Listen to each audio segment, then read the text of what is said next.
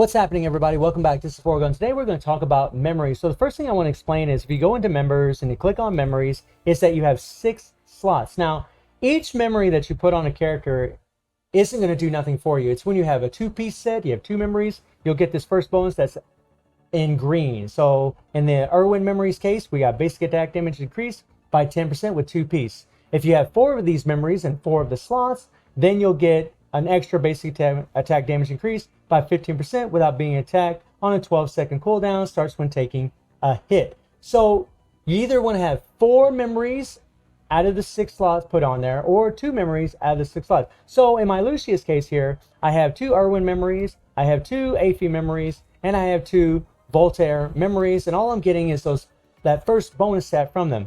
Now the second thing I want to explain is whenever you click on 0-1, all these memories are available for your first slot. In the second slot, all these memories are available for the second slot. Third slot, all these memories are available for the third slot, and so on and so on and so on. And it doesn't matter where your memories are at, okay? The only thing that's about the memories as far as where they're located is in the top, it's going to be increasing your HP and crit. On the bottom, the cards are actually going to increase your attack and defense. So all these bottom cards, it's going to be attack and defense. And it's really the slot that's giving you that attack and defense, and the top slot's giving you the HP and crit. So that's something to keep in mind. So a little tip that a lot of players like to tell others is just level up the bottom 3, because that's actually going to increase your attack and defenses. Now, I actually have all these leveled up because I try to get as much BP as I can, trying to progress further in the game. But in the very beginning, it's probably just a good idea to level up the bottom 3 cards, because you're actually just going to be increasing your attack and defenses. Now, when we get out of here and we go into shop, and you go to recycle shop, and then you click on 5-star memories. So before we get into talking about all these memories, I want to put these in 4 categories. You're going to have what's called a universal memory. This is just my terms. A universal memory, which means it can work on any character. You're going to have an elemental memory, which means characters that have elemental damage, those elemental memories are going to scale up their damage. It's really going to improve their power. So those memories are only good for those characters. You're going to have memories that require careful gameplay. So if you're really good at dodging, you're really good at playing the game, those memories might be very applicable to you because they are some good memories. And then the last memory is going to be a support memory. So to keep things as simple as possible, that's the way I'm going to categorize these. So in the first one here, we have the Irwin Memory. Now this memory is a universal memory. It just increases basic attack damage. It's a really good memory for a 5-star memory. Very wonderful. If you have 2 of those on there, you're going to get 10% basic attack damage increase. It's wonderful.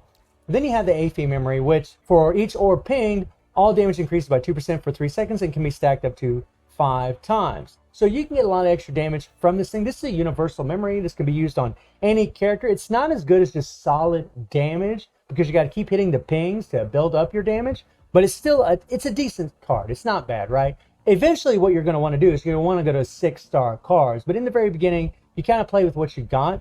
And then in the third one here, we have the Ike one. Now, this card is an elemental card because it increases all damage increased by 2% and elemental damage increased by 4%. So you could put this card on any elemental character because it scales up elemental. It doesn't scale up just fire. It doesn't scale up just lightning. It's all elemental damage. So like S. Karenina, S. Kamoy, S. Nanami, A. Lucia, all those characters, this card set would work on really, really well.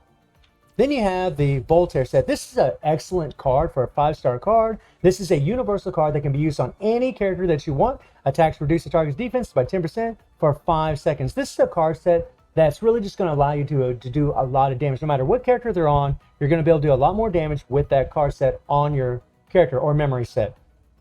The next one is the Gloria card. Now, the Gloria card is for elemental characters, and a lot of people like to put these on tanks. And by the way, the Voltaire card is another card that people like to put on tanks because the card actually can, because it lowers the defenses, you bring in a character, they do their QT skill, and they lower the defenses of the opponent, your attacker can do more damage. So that's something I'll go ahead and throw it out there. So the Voltaire and the Gloria are both really useful on tank characters. And this one's good because attacks reduce the target's all elemental resistance by 6% for 5 seconds. And this card here is really good for your elemental characters because, again, it's reducing the elemental resistance, and it doesn't matter which elemental character you have it on them. Now, this one here is pretty easy. This is a support card. This is going to be a card that you're going to use on B live, A live, or S live. Because of the healing that she already has, it's going to synergize very, very well with that character, and really the same for the Samantha card. This is another card that offers a healing effect. These two cards are memories. I keep wanting to say cards, but memories are best suited on A live, B live, or S live. Then we go into the Mozart card, and this is a card that all damage increases by 15% when in the Matrix. So this is a card that you have to be very good at dodging an attack, bring up the Matrix, and then you're going to get this all damage increased by 15%. You don't always have it up, but it's a decent card. I mean, if you have a 4-piece set, it deals 200% damage, but from the tier list that I've looked at from other gamers that's been playing this game for over a year, it's not really the greatest card set for any of the characters, but it can work. This is what I call a good at gameplay card right here. And that finishes the 5-star cards. So then we go into the 6-star cards, and I'll give you a little tip on how to acquire 6-star cards here in a little bit, but we'll start with Condolina. Now, Condolina is a universal card because it just increases basic attack damage by 15%. It can be used on any character that you want, and then if you have a 4-piece set, basic attack, have a 25% chance to go berserk. So it increases basic attack damage by 15% and crit rate by 5%. Really, really good card set or memory set. And then we got Shakespeare. And the Shakespeare is a card set that is only going to be good for fire damage characters, okay? So characters like S. Karina, S. Nanami, A. Lee, all of those characters will be really good with this card set. I mean, you could try this on A or B. Lucia. She does have fire damage, but it's only 20% fire damage. I don't think it's really a good card set for her because she doesn't have a lot of fire damage. Those other characters have a lot more fire damage in their kits, and they're going to benefit a lot more from this memory. Then we have the Heisen card. Now, the Heisen card, all attack increased by 3% and lightning damage increased by 7%. So this is a card you want to put on characters that have lightning damage, like a Lucia Dawn. She's a great one. I believe it's Liv. You see here, going here. Yeah, A Liv has 80% lightning. You can put it on her.